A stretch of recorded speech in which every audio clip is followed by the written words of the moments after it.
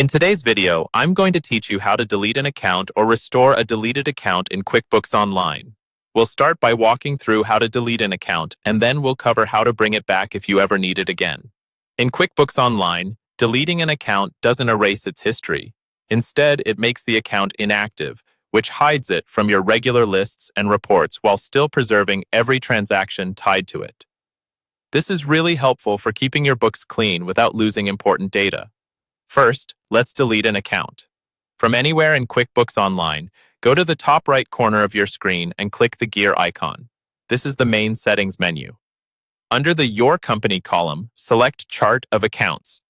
This opens the full list of all your accounts, like bank accounts, credit cards, income, and expense categories. Next, scroll through the list or use the search bar to locate the account you want to remove from active use. Take a moment here to make sure you're choosing the correct account, especially if you have similar names, like multiple bank or expense accounts.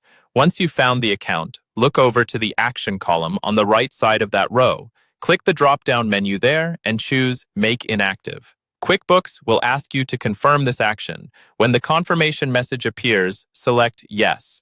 After you confirm, the account will be removed from your active view, but remember, its transaction history is still saved and will remain linked to your records and reports.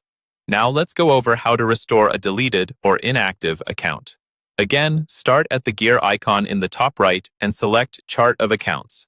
This brings you back to the same list, but by default, it only shows active accounts.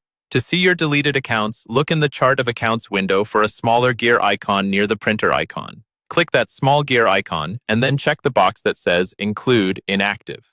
Your list will refresh, and any inactive accounts will now appear, usually marked with the word Deleted next to the account name. Find the account you want to restore in this list. Once you've located it, go back over to the Action column for that account. Click the drop-down and select Make Active.